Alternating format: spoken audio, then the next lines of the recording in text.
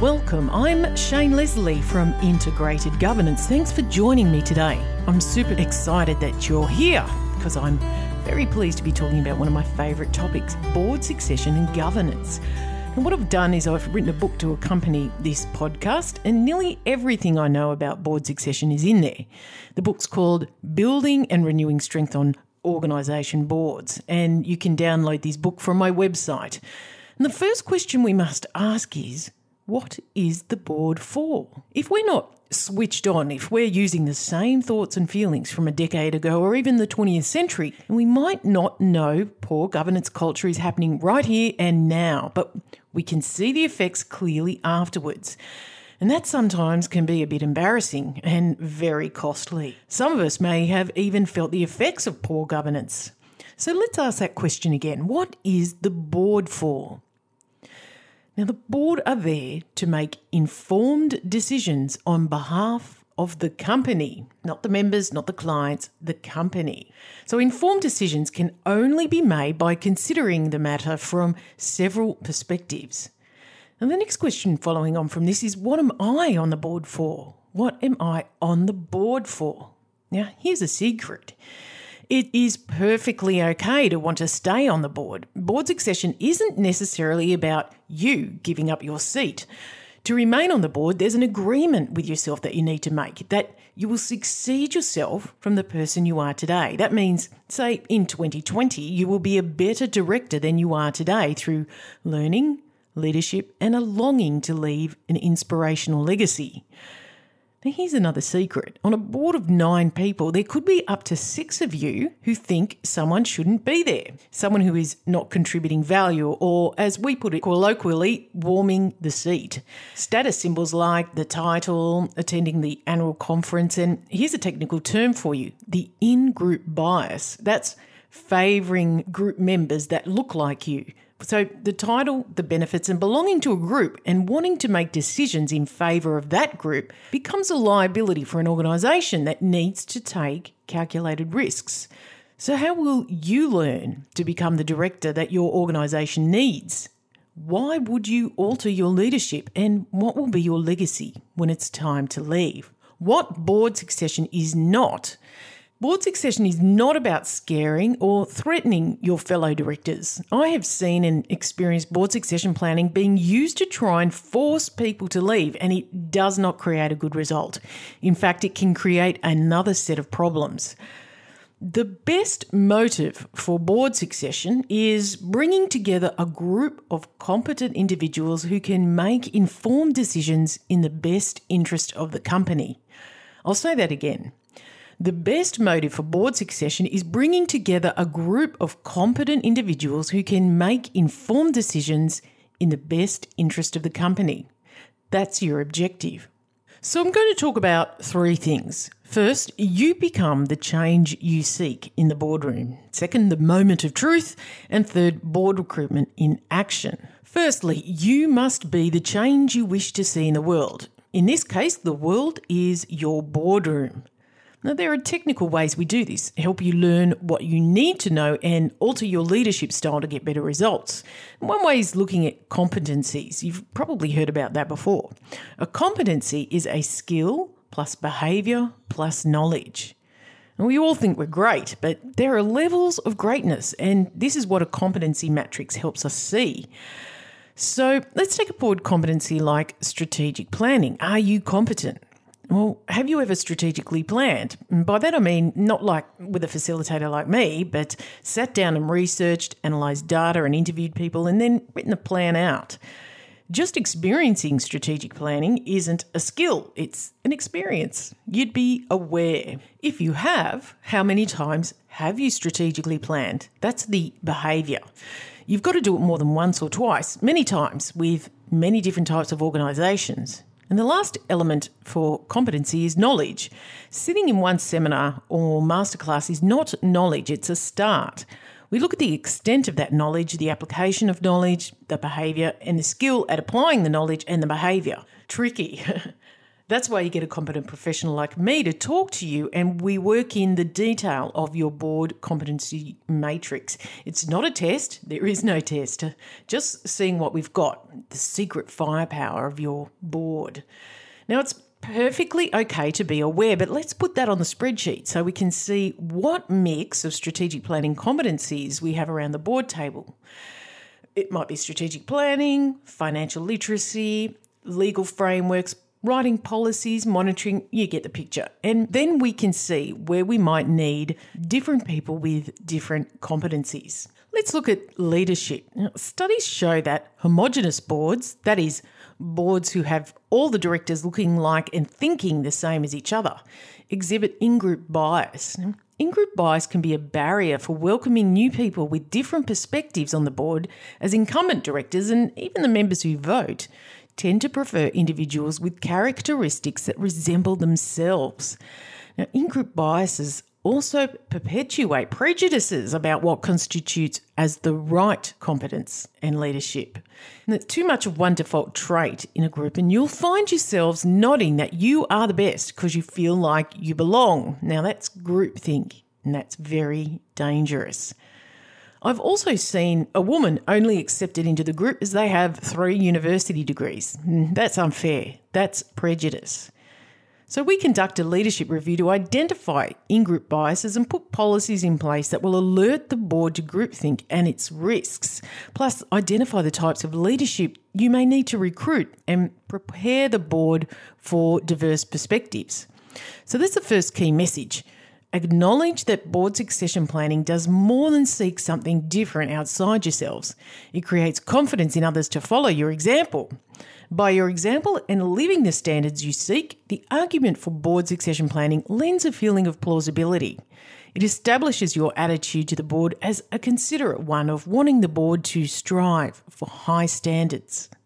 Part 2 is about the moment of truth. The moment of truth is at the board meeting. And this meeting represents the impact of the quality of your governance culture and governance tools.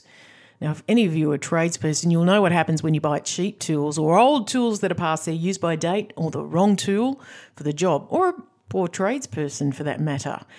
We don't end up with a good result. In fact, we can put ourselves in danger.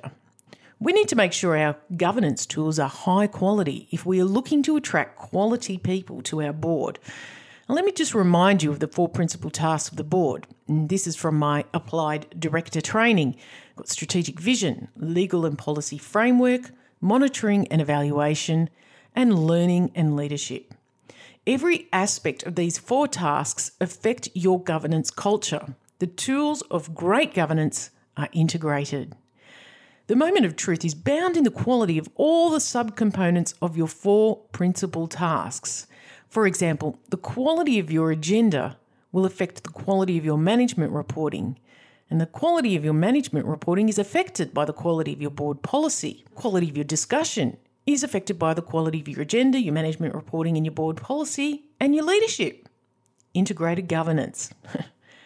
To ensure a successful succession plan, your board operations and culture may need to undergo a transformation. Now, I discuss this a lot in my blog, and the 6 things in quality boardroom operations I see all the time are breaches in the director's code of conduct, an outdated board meeting agenda, refusing to abide by the conflict of interest law, ignoring confidentiality, a poorly led CEO dispute resolution process, and the 6th, financial literacy. These big common barriers, whether caused through a lack of director education or ego, are the result of poor ethics and behaviour, poor director ethics and behaviour. A poor culture of prioritisation in the board meeting. For example, the monthly strategic review gets 10 minutes discussion where correspondence gets 40 minutes. Conflict of interest, self-advantage. Conflict of interest is all about the perception of conducting affairs to your self-advantage. Remember, who do you make decisions for? The company. Leaking organisation secrets. The information around the board table does not belong to the directors. It belongs to the organisation. When directors toddle off after a meeting to inform their friends about what just happened, it's called stealing. Remember, who do you make decisions for? The company. And who owns the information? the company. And getting into a dispute with your CEO. If you've recruited well in the first place, conducted independent evaluations, and supported the CEO with robust strategy, then this can be avoided. As Jack Welch said, no one should be surprised when they get the sack. I've put a decent-sized section on CEO recruitment in the book. I am passionate about good recruitment processes for securing talented management. Don't just copy and paste the latest ad on Seek. Call me. So financial literacy, if you don't know your asset from your income, your gross profit from your net profit, and your EBIT percent from your operational profitability percent, then that's okay because I've written a book for you. It's called Improving Your Board Financial Reporting, and it's the product of years of research in helping the board and CEO understand what boards should really want to know and a way of structuring the CEO's financial reports to make sense. You can download that from my website. So what does this moment of truth look like to the outsider? You've done all the work and got a couple of quality people to your board. You've sold them the dream. And without quality, the reality of the boardroom may feel old school, messy, amateur, when quality makes it feel professional, sharp, expert.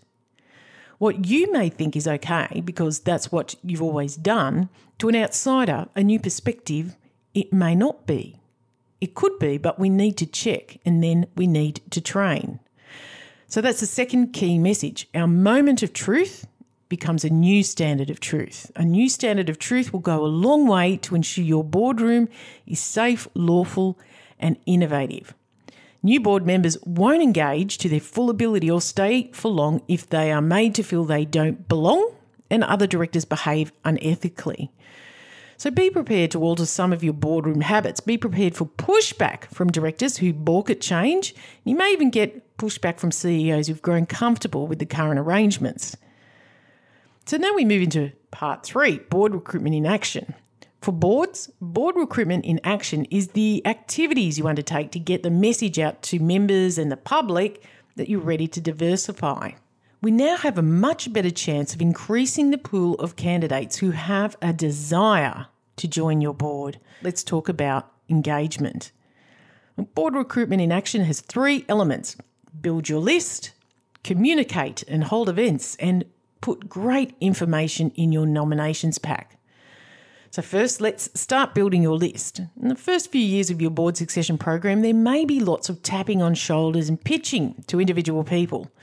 Always remember that you may not necessarily need someone who is just like you. Your board may need someone quite different to promote diversity and difference. One of the best places to start tapping on the shoulder is with people who are already involved in boards and committees. You may already have a ready-to-go list of organisations to which you donate either money or meeting rooms. Second, communicate. Now, over the years, share monthly topics with members in the community. For example, regular news on strategic outcomes to build interest, profile skills and backgrounds of avatar members who embody your ideal, so your ideal people can see themselves on your board. Ask the question of your members with a well-designed advertising strategy. Have you considered joining our board? Consider a range of advertising methods to attract a wide range of candidates, such as advertising on director search websites. And work with your marketing manager or agent to create compelling in-house marketing collateral and a digital campaign. And hold events.